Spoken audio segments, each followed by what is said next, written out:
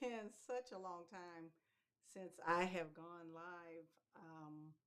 I've been kind of busy these days, but I'm here. I am here. So that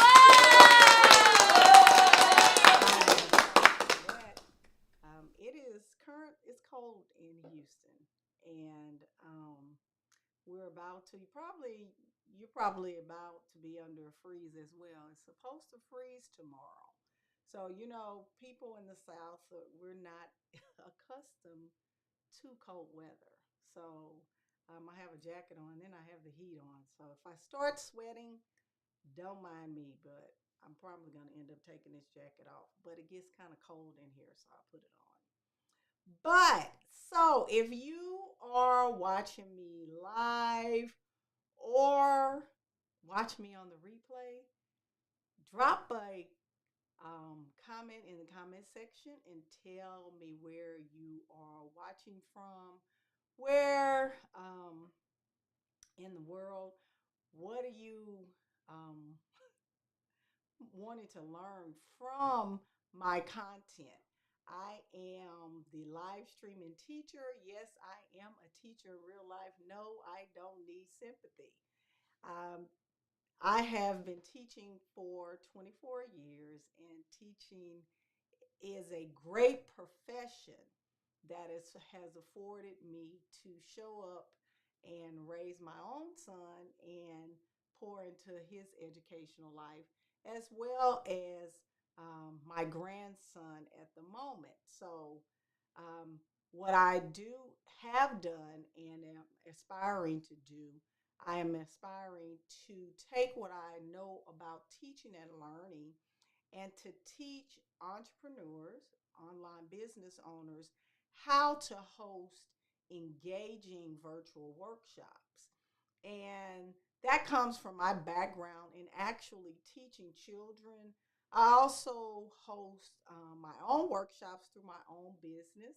I am the owner and the creator of the Math Intervention Cycle and the Math Intervention Academy, and I do all things mathematics. And I have a master's degree in curriculum instruction and technology.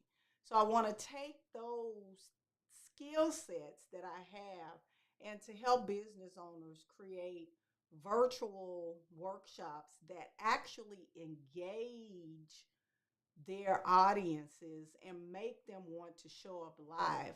We are busy people. I'm busy all the time. Currently wearing three different hats, and we're busy. And sometimes when we know that there's going to be a replay, well, let me quit playing. When we know there's going to be a replay, we generally say, hey, I have this to do, but I can get the replay, and the workshop becomes an afterthought. I've noticed even when people pay for workshops, some of them tend not to show up live. And it's the weirdest thing because we have competing interests. And that's one of the things I want to business owners and online business owners to be able to create an event to where people in their audience do not want to miss it. So, with that being said, we're going to move on to what is actually a virtual workshop. Now, my story is when I first started my business, was doing in person events. I actually started out speaking at conferences nationally, locally, and statewide about mathematics. But Hurricane Harvey, unfortunately, I had a tree fall on my house and I had to quickly shift to. Oh, my audio is not okay. Let's see what the audio is doing. Hold on one second. I might have to change it. For some reason, I updated.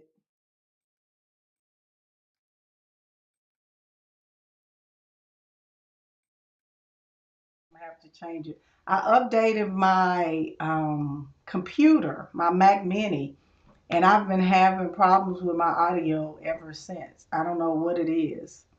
Um, but let me know if that's better. So, um,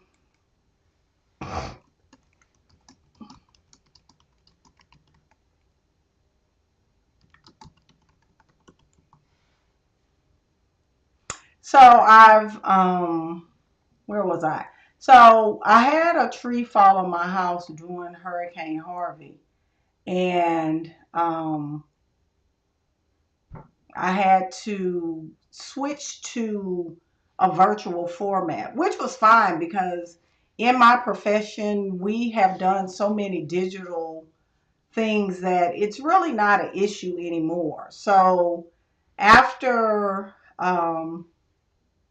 COVID hit, I noticed that a lot of business owners, much like our students, were not able to make the jump from in person to online, which a lot of businesses went under because they could not function without being in person.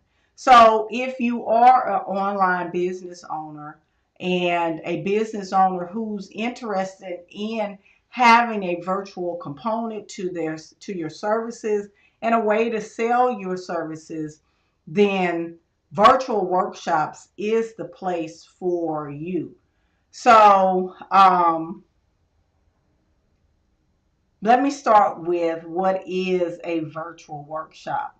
Well, a virtual workshop is just a method, it is a mode of presenting and hosting your presentation. Now, there are several different types of workshops. There are seminars, and I hadn't heard that word in years. A seminar, yeah, that is it's an old term. And then there's Q&A sessions. There are collaborative sessions. Zoom also is where you can host a workshop, but normally a virtual workshop is held by an expert or a person in that field. So it's where we gather together on a virtual platform and have the same type of experience as an in-person experience. Obviously, you won't be able to create the same experience, but it should be close to it. Virtual workshops have come a long way since COVID hit, and we're seeing more people do a hybrid as well as a virtual. First of all, because virtual workshops are least expensive, it doesn't have a lot of overhead, you don't have to pay for a venue. Also, if you're hosting an in-person workshop and or an in-person training and you know that your audience may have some challenges with transportation or whether or not it may be a cost issue there, hosting a virtual option can also boost your revenue for your event. So virtual workshops are actually a great addition to an in-person workshop. Now, there are some pros and cons of a virtual workshop. I'm not going to lie. Sometimes the virtual workshop, it is a technology issue, depending on where the workshop is taking place. There may be some issues with being able to collaborate within that setting.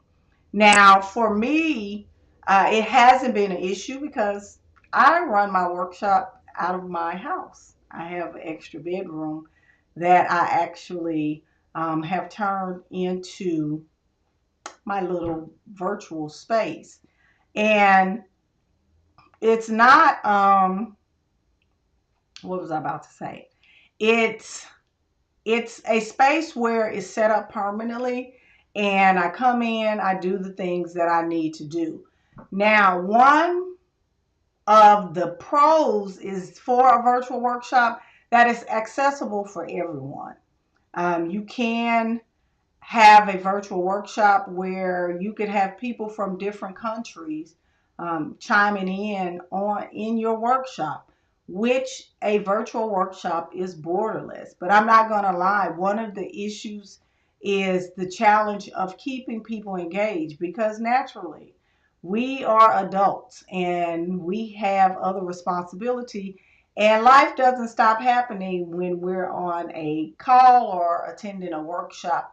And that's one of the issues and the cons to a workshop, is keeping people engaged, and also, minimizing distractions with your audience to where you can get that engagement, because you're not going to say turn your camera on. Yeah, they're adults. So, it has its challenges, but the benefits out of a virtual workshop outweighs the actual challenges.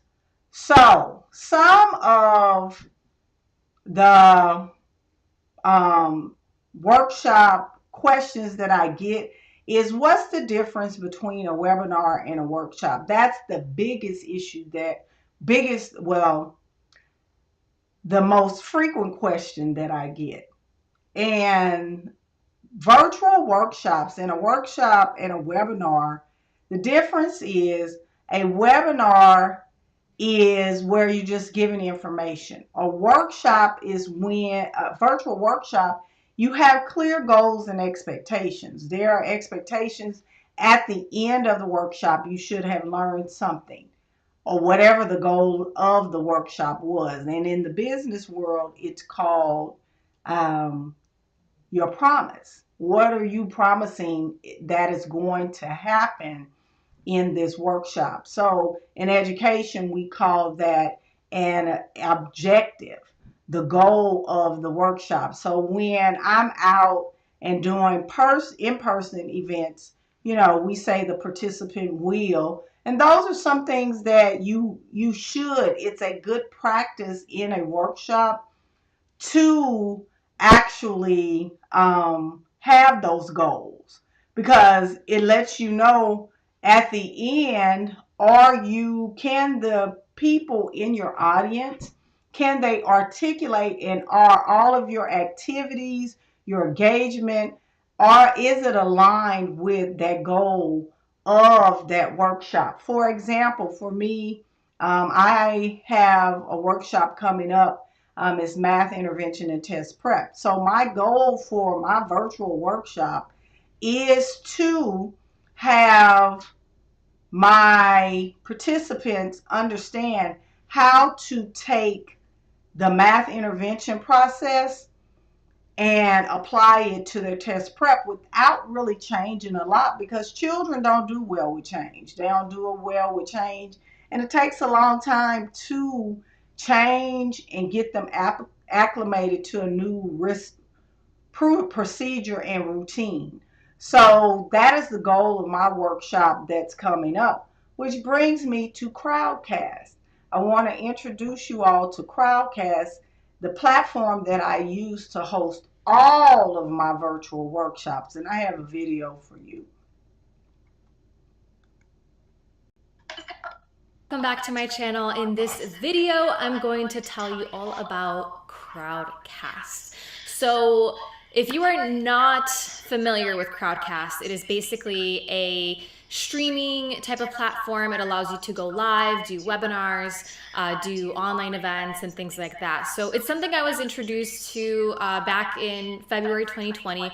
One of my great friends has been using it, I think, for a year or so, and she was super into it. And I was actually experiencing some issues streaming into a Facebook group. I wanted to have a multi-streaming functionality, which is something that different webinar softwares didn't have. I was trying to use Webinar Jam, was just constantly breaking on me. I wanted to use Zoom Webinar, which I often still do use, but it didn't give me the ability to multi-stream. And I really wanted to have the ability to also keep track of the chat, be able to pull up a nice little offer here and there and have people come on. I just wanted the whole experience to feel a lot more integrated. And obviously when people have to download a plugin to attend a webinar, it just isn't ideal. So here comes Crowdcast. So in this video, I'm going to tell you, I'm actually going to pop into my computer in just a bit to show you exactly how it looks inside. And I'm going to tell you what I think about it. So if you are new here, my name is Camila Gornia. I am the founder of Heart Behind Hustle, and this is my channel where I talk about entrepreneurship, business, marketing. So that's Crowdcast. Crowdcast is a platform that I have been using for a long time to host my workshops. I actually have a video on my YouTube channel where I talk about Crowdcast and, you know, all the nice features and why I chose to use it. There are a plethora of options for virtual workshops. I have started out with YouTube Live, which is free. I mean, if you just need to get started, you can host a virtual workshop through YouTube Live, and that's a whole other video. But tonight I just wanted to introduce you all to what a virtual workshop is. And in a nutshell, a virtual workshop is just a way to host information in a virtual setting that mimics an in-person event and tries to create the engagement that you have in an in-person event when an in-person event um, is not the mode of choice, because every event shouldn't be in person, especially if you're trying to reach a wide audience. So that's all I have this evening. If you all want to engage with me, you follow me on Instagram, The Live Streaming Teacher. Also on my YouTube channel, download my virtual workshop roadmap. It's for free to teach you how to plan and get started with planning and understanding how to plan a virtual workshop. So that's all I have tonight, and I'll see you all in my next video. Bye-bye.